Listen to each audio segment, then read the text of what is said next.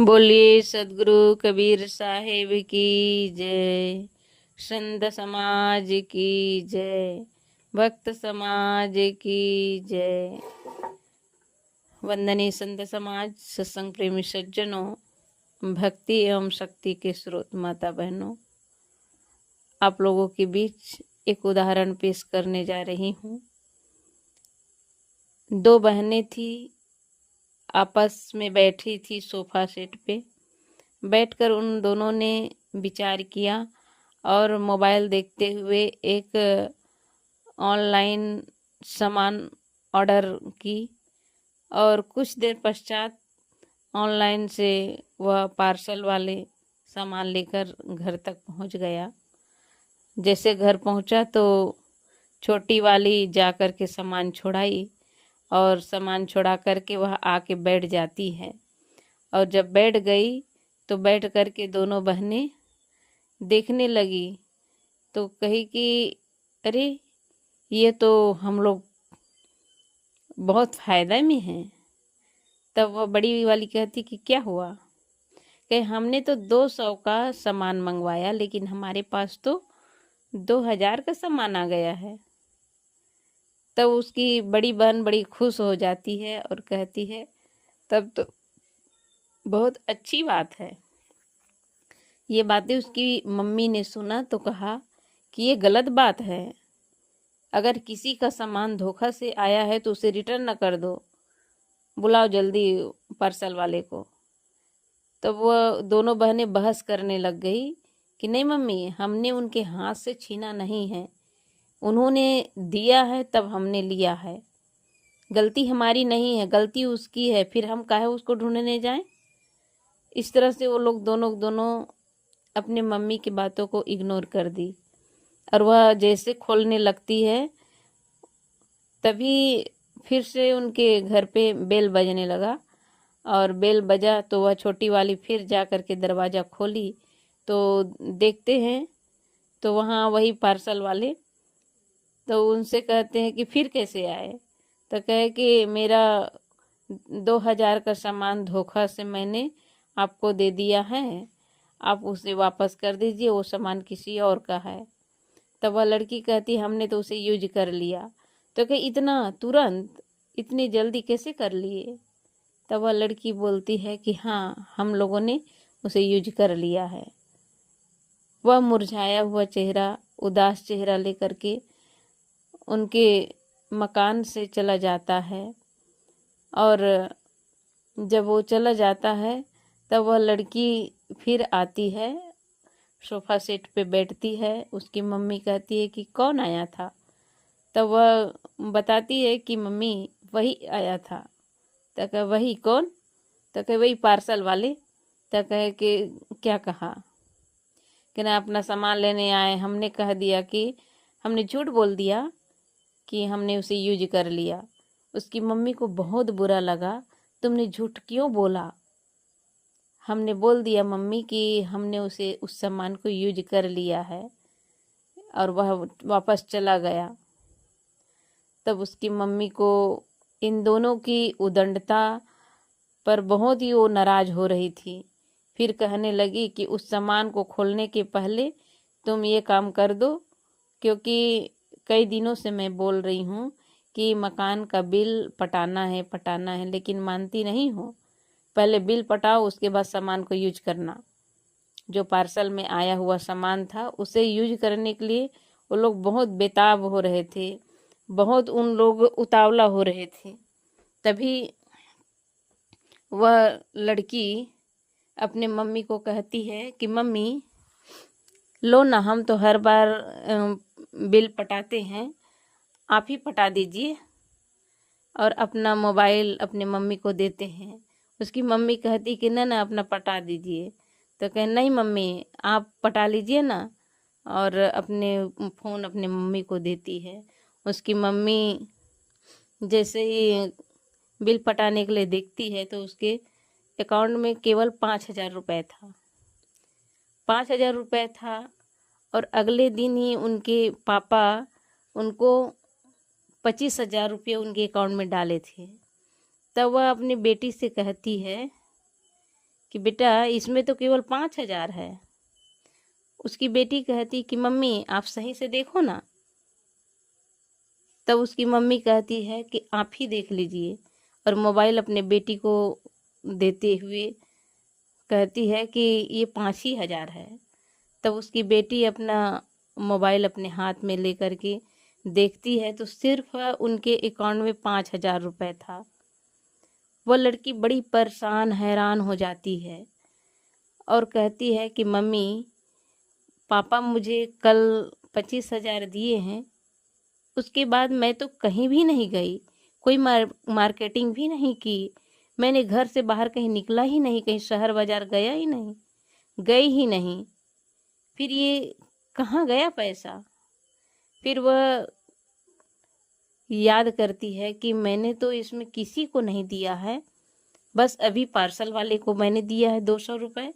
फिर उसके फाइल में जाती है और उस पार्सल वाले के फाइल में जा कर के देखती है तो वो 200 रुपये की जगह में 20,000 रुपये सेंड कर दी रहती है। इसे देख कर के वह चौंक जाती है, घबरा जाती है और कहती है कि मम्मी अब क्या होगा।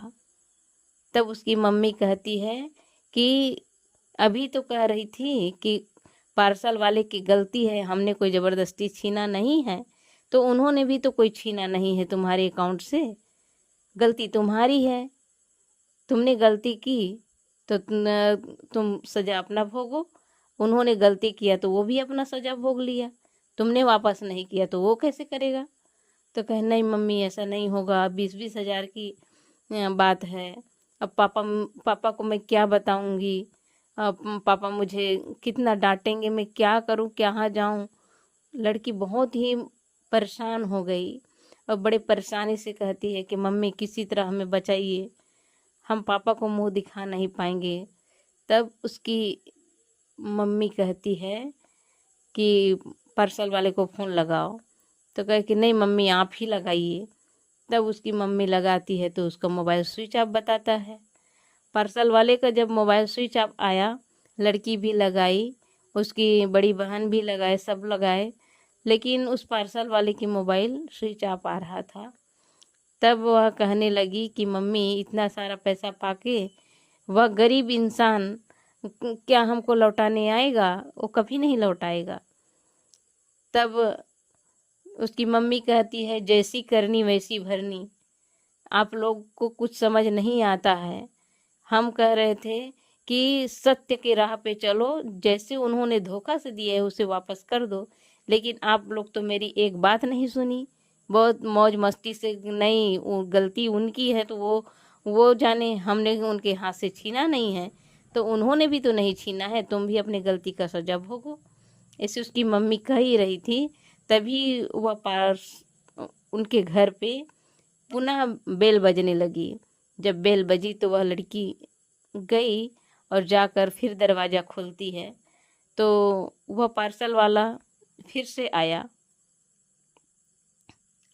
वह पसीना पसीना हो गया था और वह पार्सल वाला अपने हाथ में पैसा लेकर आया और उस लड़की को देते हुए कहता है कि आपने 200 रुपये की जगह में मुझे 20,000 सेंड कर दिए थे, लेकिन ऐसा हुआ कि मेरा मोबाइल स्विच ऑफ हो गया, तो मैंने सोचा कि आप तो परेशान होंगे और मैं पैसा कैसे रिटर्न न करूं, इसलिए मैं एटीएम से जा कर के आपका पैसा निकाला और ये पार्सल वाले का सामान ना दे करके मैं आपका पैसा वापस करने आया हूँ।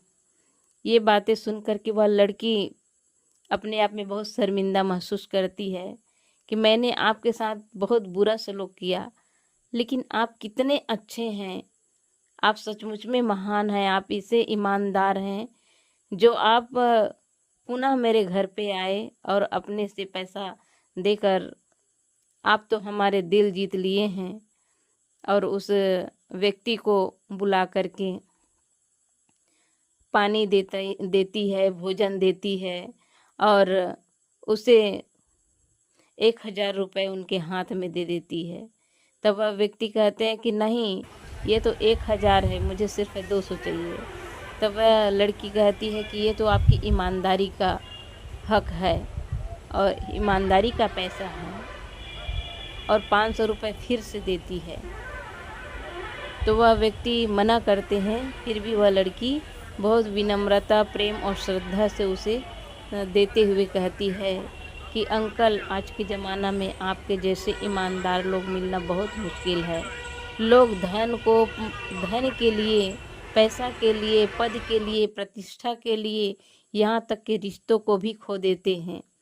पद और पैसा को पा करके लोग सब कुछ भूल जाता है। लोग सब कुछ भूलने का वजह है स्वार्थ। स्वार्थ में लोग ऐसे अंधे हो जाते हैं जो अपनी ईमानदारी को भूल जाता है। लेकिन आपने ईमानदारी का परिचय दिया, इसके लिए मैं आपको बहुत बहुत धन्यवाद देती हूँ। ऐसा कह करके उनकी विदा कर देती है और वह व्यक्ति चला जाता है। इंसान गरीब क्यों ना हो, जो इंसान ईमानदारी की रोटी खाता है, सरलता और विनम्रता से जीता है, वह व्यक्ति सबके दिलों में राज करता है। लेकिन जो व्यक्ति स्वार्थ से जुड़ा होता है, तो वह स्वार्थी व्यक्ति कभी किसी के दिल में जगह नहीं बना पाता है। वह जगह, छोटी छोटी जगह, जमीन, पैसे के लिए, पद के लिए लोगों के साथ अन्याय करता है, धोखेबाजी करता है। तो ऐसे व्यक्ति से हमें सदैव सावधान रहना चाहिए। और यदि कोई हमें धोखे से भी कोई एक्स्ट्रा सामान दे देता है, कोई भी सामान हो, तो उसे बाइज्जत वापस कर देना चाहिए, ताकि वह व्यक्ति भी उसके ईमानदारी पर वह भी अपने जीवन में कुछ शिक्षा ले सके। हम लोगों को शिक्षा देते ज़रूर है कि चोरी नहीं करना चाहिए, हत्या नहीं करना चाहिए, किसी की बुराई नहीं करना चाहिए, चारी चुगली नहीं करना चाहिए, चोरी, हत्या, बेईमानी नहीं करना चाहिए। लेकिन हमारे अंदर केवल कहने की ही बात रह जाती है, लेकिन हम उस कार्य को कर नहीं पाते हैं। हम सबको यह चाहिए कि जो हम दुनिया को सिखाते हैं उसे हमें करना चाहिए। परम पूज्य सदगुरु श्री अभिलाष साहेब जी जो करते थे वही कहते थे, लेकिन आज उन्हीं के संस्थाओं में रह करके, पढ़ लिख करके, और जहाँ भी उनके संस्था में रहने वाले संत साधक हुए हैं, आज सदगुरु श्री अभिलाष साहेब जी के सानिध्य में पले बढ़े साधक जहाँ भी रह रहे हैं, बहुत अच्छे से जीवन जी रहे हैं, लोगों के लिए प्रेरणा स्रोत बन करके लोगों के बीच ज्ञान उपदेश कर रहे हैं। आज शिक्षा की कमी नहीं है, बल्कि संस्कार की कमी है, और माँ संस्कारों की जननी होती है। इसलिए सभी माताएं अपने बच्चों को बचपन में यह संस्कार दें कि कभी भी किसी के सामान चुपके से ना उठाएं, और यदि कोई उठा कर लाए तो उसे बाइज्जत वापस करने का संस्कार देना चाहिए। एक बार अपनी बड़ी दीदी, जिसके लड़के छोटे थे, और वह छोटा सा लड़का दुकान में कुछ सामान लेने के गया, और लेने के लिए जब गया तो उसे 100 रुपये दिया, और वह सामान खरीदा 50 रुपये का, और वह जो दुकानदार है उन्होंने 450 रुपये दे दिए। और वह लड़का लेकर के आ गया और आया, और उस पैसा से वो बड़ा खुश हो गया कि दुकानदार तो हमको जो पैसा हम नहीं देते उनसे कहीं ज़्यादा एक्स्ट्रा पैसा मिल गया। उसकी मम्मी कितने बार कही कि बेटा, इस तरह किसी का पैसा बिल्कुल नहीं रखना चाहिए, अगर आज रखोगे ना तो इसका तुम्हें भरपाई करना ही पड़ेगा, चाहे धन जन की हानि हो जाती है, इस तरह नहीं करना चाहिए, देखना इसका भरपाई तुमको करना ही पड़ेगा। ऐसे उसकी माँ को बहुत समझाई, लेकिन बच्चा था, वह बच्चा लोभवश वापस नहीं किया, और वापस नहीं किया। दूसरे दिन इस तरह बीमार पड़ गया कि उसको एडमिट करना पड़ा। एडमिट किए तो वहाँ भी बचने की संभावना बहुत कम थी, लेकिन किसी तरह बच्चा सही समय पर हॉस्पिटल पहुंच गया और वहाँ पे 3 दिन के बाद में जब उसको छुट्टी हुई, ऑपरेशन उसको हॉस्पिटल से जब लाया गया, तो वह लड़का जब घर में आया लौट करके, तब कहता है कि माँ, आज के बाद चाहे वो 1 रुपया क्यों ना हो, किसी के पैसा मैं किसी का नहीं खाऊंगा, क्योंकि आप मुझे बार बार कह रही थी कि बेटा किसी का पैसा मुफ्त में नहीं खाना चाहिए, उसको वापस कर दो। लेकिन मैंने माना नहीं, लोभवश रख लिया माँ। लेकिन उस लोभवश से आया हुआ पैसा, उससे कई गुना पैसा मेरा स्वास्थ्य में लग गया। आज मुश्किल से मैं बचकर आया हूँ। तब से वह बच्चा इस तरह सावधान हो गया, वह औरों को भी शिक्षा देता है कि जीवन में कभी भी किसी का पैसा 1 रुपए खाना नहीं चाहिए, मुफ्त का खाना बिल्कुल नहीं चाहिए। वह बच्चा खुद दूसरे को शिक्षा देता है। आज बहुत बड़ा बिजनेसमैन है और वह बहुत से लड़कों को अपने साथ में रखते हैं, अपने स्टाफ में रखते हैं। आज दूसरों को पालने की उसके पास हिम्मत हो गई है। एक दिन ऐसा था कि वह अपने बचपन में नादानी वश वह कुछ पैसा रखा, उसके उन्हीं उनके गलत कर्मों ने उनको शिक्षा दिला दिया कि जीवन में कभी भी मुफ्त की कमाई का पैसा नहीं खाना चाहिए। अपने कमाई का पैसा खाना चाहिए, मुफ्त की पैसा कभी यूज नहीं करना चाहिए। ना कभी चोरी करना चाहिए, ना झूठ बोलना चाहिए। आज वह बच्चा बहुत बड़ा बिजनेसमैन है, जो डेली के 80-90 हज़ार लाख भर का एक दिन में बिक्री आता है। और आज बहुत सुंदर अपने घर परिवार में बहुत सुंदर परिवार को बसा लिया है और परिवार के साथ प्रेम पूर्वक रह रहा है। तो हर इंसान को इंसानियत के तौर पे चलना चाहिए, नहीं कि किसी के हक मारना चाहिए।